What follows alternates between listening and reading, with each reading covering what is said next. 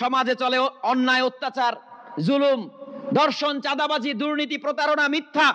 কাজে এই সমাজে ইসলাম নেই। এই সমাজে দাড়ি থাকতে পারে, এই সমাজে টুপি থাকতে পারে, এই সমাজে কোরআনের হাফেজ থাকতে পারে, এই সমাজে আলেম ওলামা খেতাবধারী লোক থাকতে পারে, আল্লামা মাওলানা মুহাদ্দিস মুফাসসির থাকতে পারে, মসজিদ ভর্তি লোক থাকতে পারে, কিন্তু এই সমাজে হেদায়েত নাই, এই সমাজে ইসলাম নাই।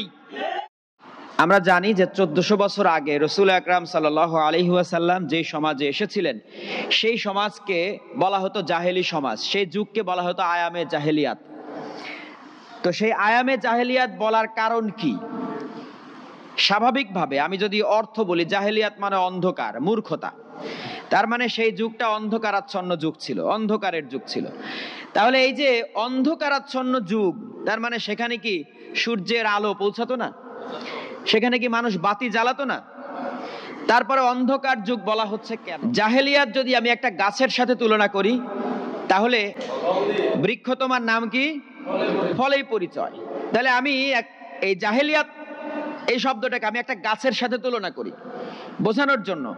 তাহলে জাহেলিয়াত যদি একটা গাছ হয়, তাহলে তার ফল আছে কিছু, ফল দেখে চেনা যাবে। তার ফল কি? তার ফল হলো চুরি, ডাকাতি, হত্যা, রাহাজানি, সন্ত্রাস, চাঁদাবাজি, প্রতারণা, মিথ্যা, দুর্নীতি, ব্যভিচার, ধর্ষণ। এই যে অন্যায়গুলির কথা বললাম, এই অন্যায়গুলি হচ্ছে জাহেলিয়াত নামক গাছের ফল। এই ফল দেখে বোঝা যায় ওই সমাজটা জাহেলি সমাজ কিনা, ফল দেখে চেনা যাবে এই গাছটার নাম জাহেলিয়াত কিনা। 1400 বছর আগের ওই সমাজে নারীরা ধর্ষিতা হতো, ব্যভিচারের শিকার হতো, সেখানে অশ্লীলতা ছিল, মাদক ছিল, মিথ্যা, প্রতারণা, এগুলিতে ওই সমাজটা পরিপূর্ণ ছিল। এজন্য ওই সমাজকে বলা হচ্ছে জাহেলি সমাজ, ওই যুগকে বলা হচ্ছে আয়ামে জাহেলিয়াত। তাহলে আমাদের সমাজে তো চুরি, ডাকাতি, হত্যা, রাহাজানি, সন্ত্রাস, চাঁদাবাজি, দুর্নীতি, প্রতারণা, মিথ্যা, ধর্ষণ, চাঁদাবাজি, নারী নির্যাতন, এগুলি তো হয় না আমাদের সমাজে? হয়। যদি এগুলি হয়, তাহলে আমাদের সমাজটাও কি সমাজ? জাহেলি সমাজ। এখন প্রশ্ন হচ্ছে, এই জাহেলিয়াতের অন্ধকার দূর করার জন্য তাহলে একটা আলো লাগবে। কি লাগবে? একটা বাতি জ্বালানো লাগবে। এই জাহেলিয়াতের অন্ধকার দূর করার জন্য রাসূল আকরাম সাল্লাল্লাহু আলাইহি ওয়াসাল্লাম যে বাতিটা জ্বালিয়েছিলেন, সেই বাতিটা হলো হেদায়েতের বাতি। এটা বুঝে নিতে হবে, কারণ সেই বাতি জ্বালিয়ে আমাদের এই সমাজের জাহেলিয়াত আবার দূর করা যাবে কি যাবে না? যাবে। রাসূল আকরাম সাল্লাল্লাহু আলাইহি ওয়াসাল্লাম যখন দেখলেন সমাজে অন্যায়, অবিচার, অশান্তি চলছে, যুদ্ধ, বিগ্রহ, রক্তপাত, অনৈক্য, তখন তিনি চিন্তা করতে লাগলেন কিভাবে এটা দূর করা যায়। তিনি চিন্তা করতে করতে এক সময় হেরা গুহায় ধ্যানমগ্ন হলেন। শুধু সলিউশন খুঁজছেন, রাস্তা খুঁজছেন, কোন রাস্তাতে গেলে এই সমাজকে পাল্টানো যাবে। সমাজ পাল্টানোর ভেতরে প্রত্যয়, সমাজ পাল্টানোর নেশা, তিনি সমাজকে পরিশুদ্ধ করতে চান, কিন্তু রাস্তা খুঁজে পাচ্ছেন না। তিনি অনেকভাবে চেষ্টা করেছেন, হিলফুল ফুজুল গঠন করেছেন, নানাভাবে চেষ্টা করেছেন। ছোটবেলা থেকেই, বুদ্ধি হওয়ার পর থেকেই তিনি সমাজের এই দুর্গতি বন্ধ করার জন্য, সমাজের এই জাহেলিয়াত দূর করার জন্য তিনি নানাভাবে চেষ্টা করেছেন, কিন্তু রাস্তা পাচ্ছেন না। তখন আল্লাহ রাব্বুল আলামিন ওনার পূর্ণ বয়সে এসে, 40 বছর বয়সে, ওনার সামনে একটা রাস্তা দিলেন। কি দিলেন? রাস্তা দিলেন, হেদায়েত। আল্লাহ রাব্বুল আলামিন ওনাকে দিলেন যে পথ, যে রাস্তা, সেটা হচ্ছে লা ইলাহা ইল্লাল্লাহ, লা ইলাহা ইল্লাল্লাহ মুহাম্মাদুর রাসূলুল্লাহ সাল্লাল্লাহু আলাইহি ওয়াসাল্লাম। এইবার তিনি শুরু করলেন মানুষদেরকে এই কথার দিকে ডাকা। তিনি সাফা পাহাড়ের পাদদেশে দাঁড়িয়ে মানুষদেরকে আহ্বান করলেন, ইয়া আইয়ুহান নাস, হে মানব সকল, কুল, বলো, লা ইলাহা ইল্লাল্লাহ, তোমরা আল্লাহর হুকুম বিধান ছাড়া আর কারো হুকুম বিধান মানবে না। সেই সমাজের মানুষ কি আল্লাহকে বিশ্বাস করতো নাকি করতো না? তারা নিজেদেরকে নাম রাখতো আব্দুল্লাহ, মানে আল্লাহর দাস, আল্লাহর বান্দা। তাহলে আল্লাহতে বিশ্বাস না করলে কিভাবে আল্লাহর বান্দা নাম রাখছে?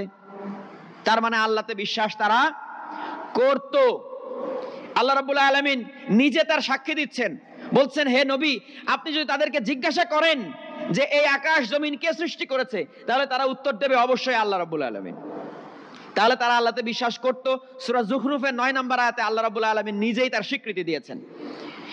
তারা আল্লাহতে বিশ্বাস করত, তারা নামাজ পড়তো, কাবা ঘর ছিল তাদের প্রধান মসজিদ, তাহলে তারা নামাজ পড়তো, তারা হজ করত, তারা কোরবানি করত, তারা খতনা করত।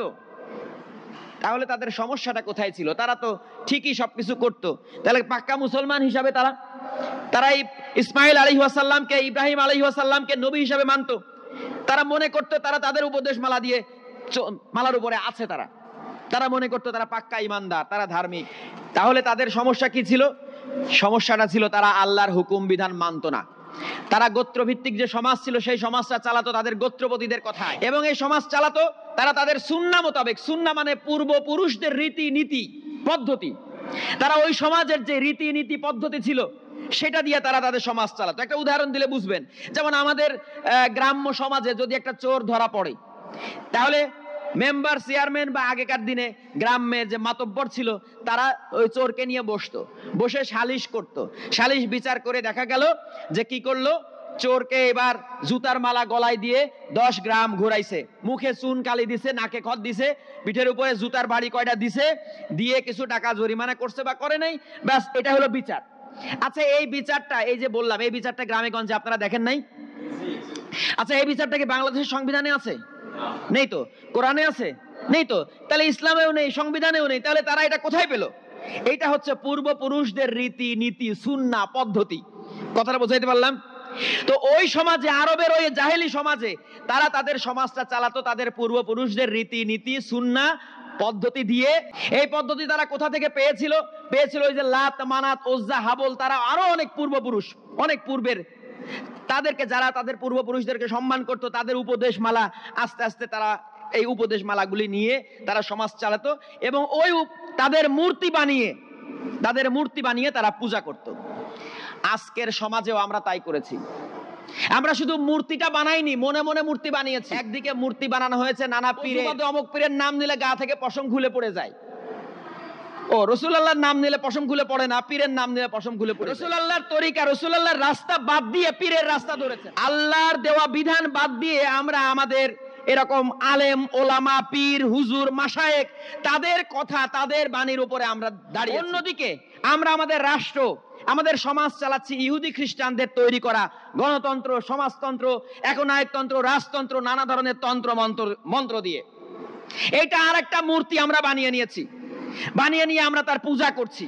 ওই আয়ামে জাহেলিয়াতের লোকজন যেমন তারা ইলার স্থান থেকে আল্লাহকে বাদ দিয়েছে, তেমনি আমরাও ইলার স্থান থেকে আল্লাহকে বাদ দিয়েছি। তাহলে রাসূল আকরাম সাল্লাল্লাহু আলাইহি ওয়াসাল্লাম এই কারণে ওই সমাজের লোকজনদেরকে এসে তিনি বললেন না তোমরা নামাজ পড়ো, তিনি বললেন না তোমরা রোজা করো, তিনি বললেন না তোমরা হজ করো।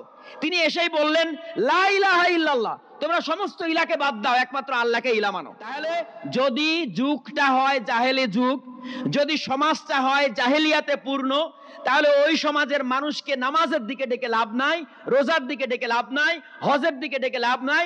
সবার আগে ডাকতে হবে তাকে কলেমার দিকে, তাকে সবার আগে ডাকতে হবে হেদায়েতের দিকে। তাদের সামনে একটা প্রস্তাব করতে হবে যে আসেন আমরা এই কথার উপর স্বীকৃতি দিই, আমরা আল্লাহর হুকুম বিধান ছাড়া আর কারো হুকুম বিধান মানব না।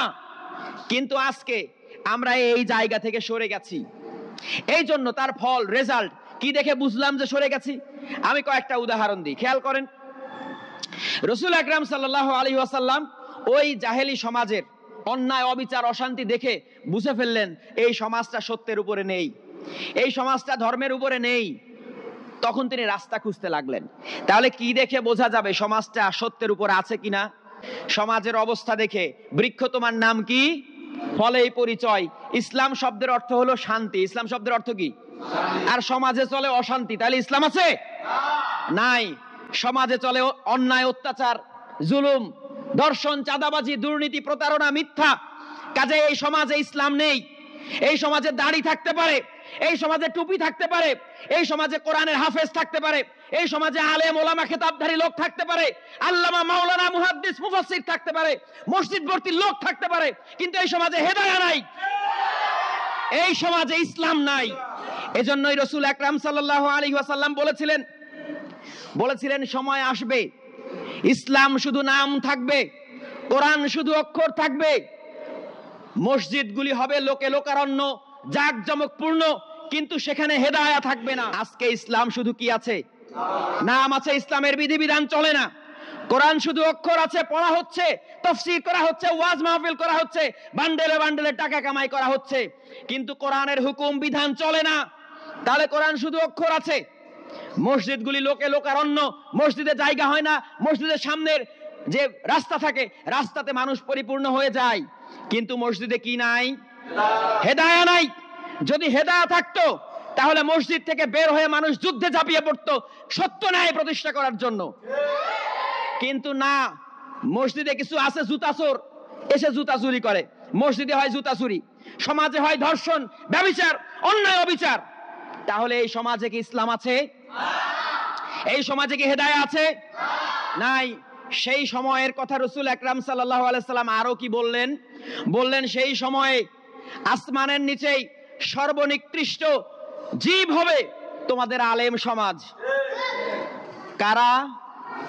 কার কথা? কার কথা? রাসূল আকরাম সাল্লাল্লাহু আলাইহি ওয়াসাল্লামের কথা।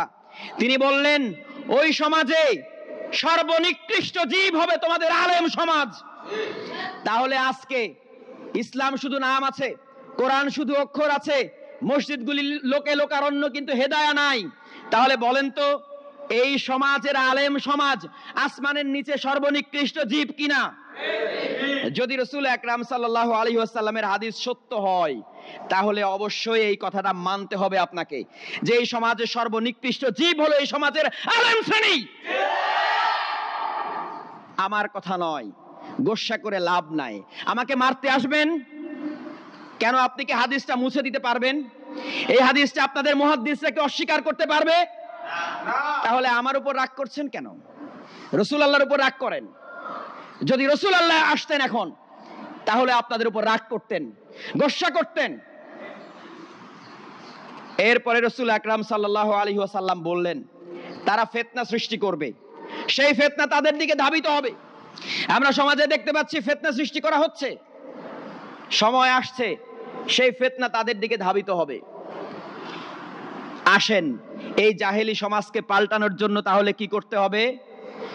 রাসূল আকরাম সাল্লাল্লাহু আলাইহি ওয়াসাল্লামের সেই পন্থা, আবার হেদায়েতের উপর মানুষদেরকে ঐক্যবদ্ধ করতে হবে। রাসূল আকরাম সাল্লাল্লাহু আলাইহি ওয়াসাল্লাম যেমন মানুষকে ডাকলেন লা ইলাহা ইল্লাল্লাহ মুহাম্মাদুর রাসূলুল্লাহ সাল্লাল্লাহু আলাইহি ওয়াসাল্লাম এই কথার দিকে, তেমনি আমাদেরকেও মানুষদেরকে এই কথার উপর ঐক্যবদ্ধ করতে হবে। তোমরা বলো লা ইলাহা ইল্লাল্লাহ মুহাম্মাদুর রাসূলুল্লাহ সাল্লাল্লাহু আলাইহি ওয়াসাল্লাম। তাদেরকে বলতে হবে তোমাদেরকে গণতন্ত্র, সমাজতন্ত্র, একনায়কতন্ত্র, রাজতন্ত্র, এই পাশ্চাত্যদের তৈরি করা হুকুম বিধান, অর্থনৈতিক সিস্টেম, দণ্ডবিধি, তাদের তৈরি করা আইন, এ সমস্ত প্রত্যাখ্যান করতে হবে, বাদ দিতে হবে। তোমাদের ব্যক্তিগত জীবনে, ধর্মীয় জীবনে যে আলেম ওলামার নানা মত নিয়ে তোমরা আলাদা হয়ে গেছো, বিভক্ত হয়ে গেছো, মারামারি কাটাকাটিতে লিপ্ত হয়েছো, এগুলি পরিত্যাগ করতে হবে। পরিত্যাগ করে একটা কথার উপর ঐক্যবদ্ধ হইতে হবে, ইস্পাত কঠিন, সফফান কান্নাহুম বুনিয়ানুম মারসুস, সীসা গলানো প্রাচীরের ন্যায় ঐক্যবদ্ধ হইতে হবে। কি কথার উপরে? লা ইলাহা ইল্লাল্লাহ।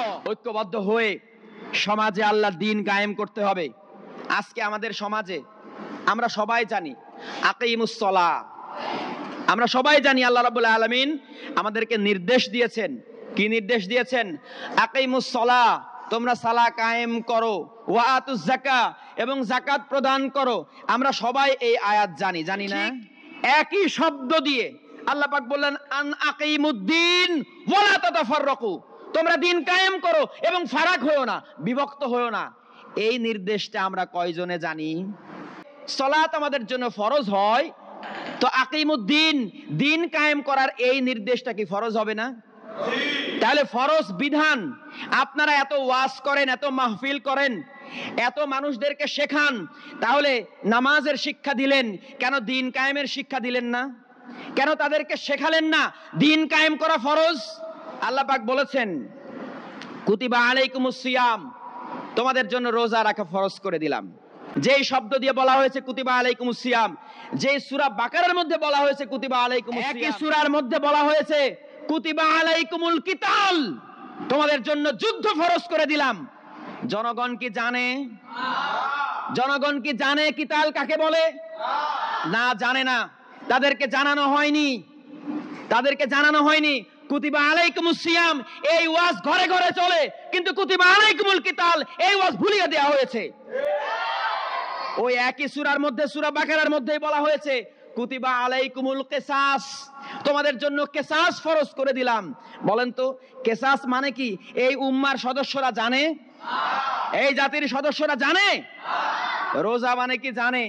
রোজা নিয়ে অনেক কথা হয়, কিন্তু কেতাল নিয়ে কথা হয় না, কেসাস নিয়ে কথা হয় না, দিন কায়েম নিয়ে কথা হয় না। কেন? এই আয়াতগুলি কারা গোপন করলো? কারা গোপন করলো? অনেকে যখন আমরা ইসলামের কথা বলি, বলে যে আপনারা ইসলামের কথা বলছেন, আপনারা কি মাদ্রাসায় পড়েছেন? আপনারা ইসলামের কথা বলছেন, আপনার মুখে দাড়ি কই? দাড়ি এত ছোট কেন? আপনার লেবাস এমন কেন? আমরা বলি ভাই, আপনাদের তো লেবাস আছে, আপনাদের তো মাদ্রাসায় শিক্ষা আছে, তাহলে আপনারা রাস্তায় নামেন, নামিয়ে জনগণকে এই কথাগুলি জানান, তাহলে তো আমাদের জানানো লাগে না। কিন্তু আপনারা জানান নাই, আপনারা এগুলি গোপন করেছেন। গোপন করে এই কিতাবটা স্বল্প মূল্যে মানুষের কাছে বিক্রি করেছেন, করে বান্ডেলে বান্ডেলে টাকা কামাই করেছেন। আর আল্লাহ রাব্বুল আলামিন বলেছেন, যারা কিতাবের কিছু অংশ গোপন করে এবং বিনিময়ে তুচ্ছ মূল্য গ্রহণ করে, তারা তাদের পেটে আগুন ছাড়া আর কিছুই ঢোকায় না।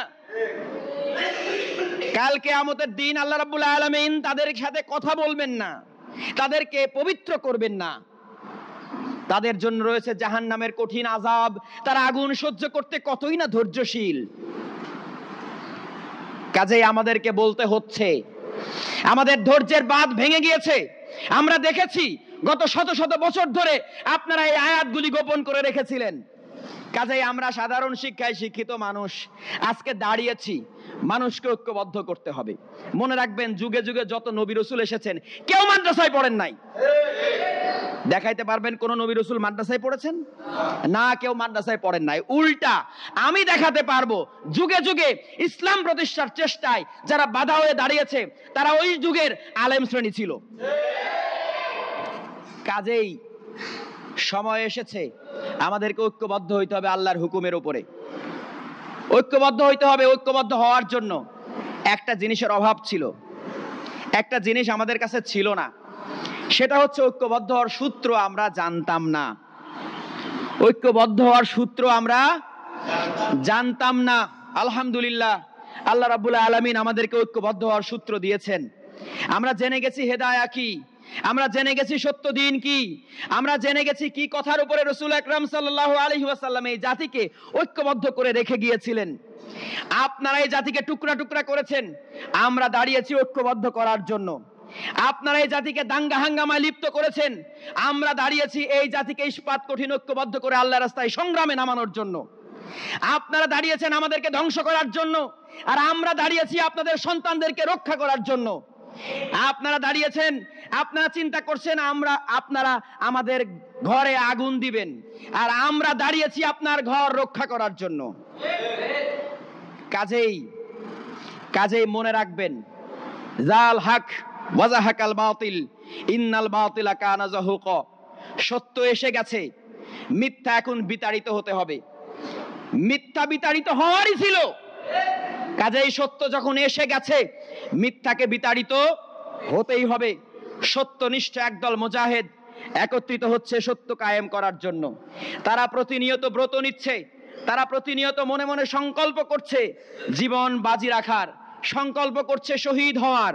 কাজেই যারা মরতে রাজি থাকে, যারা শহীদ হতে চায়, শাহাদাতের তামান্না পোষণ করে, তাদেরকে রুখে দেওয়ার ক্ষমতা এই পৃথিবীর কারণেই। ইনশাআল্লাহ সময় এসে গেছে, সত্য দিন কায়েম হবে। পৃথিবীর প্রত্যেকটা তাঁবুতে সত্য পৌঁছবে, ইসলামের আলো পৌঁছবে। ঐক্যবদ্ধ হওয়ার জন্য দ্বিতীয় যেই জিনিসটা বাকি ছিল, যেই জিনিসটার দরকার ছিল, সেটা হচ্ছে আল্লাহর পক্ষ থেকে একজন ইমামের দরকার ছিল। কারণ ঐক্যবদ্ধ হওয়ার জন্য সর্বপ্রথম কন্ডিশন, আমি কার হাতে বায়াত নিব, কার কাছে আমি বায়াত নিয়ে ঐক্যবদ্ধ হব, কার কথার আনুগত্য করব। এজন্য দরকার ছিল আল্লাহর পক্ষ থেকে একজন সত্যনিষ্ঠ মহামানবের দরকার ছিল, একজন আল্লাহর মনোনীত ইমামের দরকার ছিল। আলহামদুলিল্লাহ, আমরা আল্লাহর মনোনীত ইমামকে পেয়ে গেছি। আলহামদুলিল্লাহ, আমরা সেই সত্যনিষ্ঠ মহামানবকে পেয়ে গেছি, যার সাথে ঐক্যবদ্ধ হয়ে আমরা শহীদ হওয়ার জন্য প্রস্তুতি নিচ্ছি ইনশাআল্লাহ। আমরা হেদায়া পেয়ে গেছি, আমরা আল্লাহ মনোনীত ইমাম পেয়ে গেছি, আমাদের আর কোনো বাধা নেই ইনশাআল্লাহ। আজকে সারা পৃথিবীর বহু জায়গাতে মুসলমানদের উপর অত্যাচার হচ্ছে, নির্যাতন হচ্ছে। ভারতের কাশ্মীরে মুসলমানদের উপর অত্যাচার হচ্ছে, নির্যাতন হচ্ছে। চায়নাতে কাশগড়ে মুসলমানদের উপর অত্যাচার হচ্ছে, নির্যাতন করা হচ্ছে। ফিলিস্তিনের মুসলমানদের উপর ভয়াবহ নির্যাতন চলছে দিনের পর দিন, যুগের পর যুগ। সেখানে অত্যাচার নির্যাতন করা হচ্ছে। আমরা নিরুপায়, আমরা যেন নিরুপায় হয়ে আকাশের দিকে শুধু দুহাত তুলে মোনাজাত করছি। না, আমরা নিরুপায় নই। আমরা প্রস্তুতি নিচ্ছি, আমরা প্রস্তুতি নিচ্ছি। সারা পৃথিবীর যে কোনো প্রান্তে মুসলমানদের উপর অত্যাচার করা হবে, আমরা তার বদলা নিব। তবে সেই বদলা তাদের মতো হবে না। আমরা অত্যাচারীর বুকে লাথি দিয়ে সেখানে আল্লাহর দ্বীন কায়েম করব। আমরা তাদের মতো অন্যায় করব না। একদল মর্দে মুজাহিদ মোমেন তৈরি হচ্ছে। মুসলমানদের উপরে এই অত্যাচার নির্যাতনের দিন ইনশাল্লাহ শেষ হয়ে আসছে, ইনশাল্লাহ শেষ হয়ে আসছে। তারা মনে করেছিল মুসলমানরা বুঝি শুধু আল্লাহর দরবারে দুহাত তুলে মোনাজাত করতে পারে। তারা মনে করেছিল তারা সমস্ত পৃথিবীর মুসলমানদেরকে নিঃশেষ করে দিলেও এরা আর রুখে দাঁড়াতে পারবে না। তারা সেই বন্দোবস্ত করেছিল। আবার আমাদের যারা মুসলমান, আমরাও মনে করেছিলাম আল্লাহ যেমন আবাবিলকে দিয়ে কাবা ঘরকে রক্ষা করিয়েছিলেন, কাজেই আমরা আল্লাহর কাছে হাত পাতলে মনে হয় আবাবিল এসে ইহুদিদেরকে ধ্বংস করে দেবে। না, ভুল ধারণা। মনে রাখতে হবে, যখন এই জমিনে, এই পৃথিবীতে শেষ নবীর আগমন ঘটে গেছে, তখন আর আল্লাহর পক্ষ থেকে আবাবিল আসবে না। তাহলে আর উম্মতে মুহাম্মাদি কেন আল্লাহ রাব্বুল আলামিন তাদের কেতাল করার নির্দেশ দিয়েছেন? কেন তাদেরকে ফিতনা দূর করার জন্য সারা পৃথিবীতে কেতাল চালিয়ে যাওয়ার জন্য হুকুম দিয়েছেন? কেন সারা পৃথিবীতে দিন কায়েমের হুকুম দিলেন? আবাবিলই যদি আসবে তাহলে মোমেনদের কাজ কি? এই জন্য যেদিন থেকে রাসূল আকরাম সাল্লাল্লাহু আলাইহি ওয়াসাল্লাম চলে এসেছেন, সেদিন থেকে আবাবিল আসা বন্ধ, সেদিন থেকে আল্লাহর পক্ষ থেকে গজব নাজিল হওয়া বন্ধ।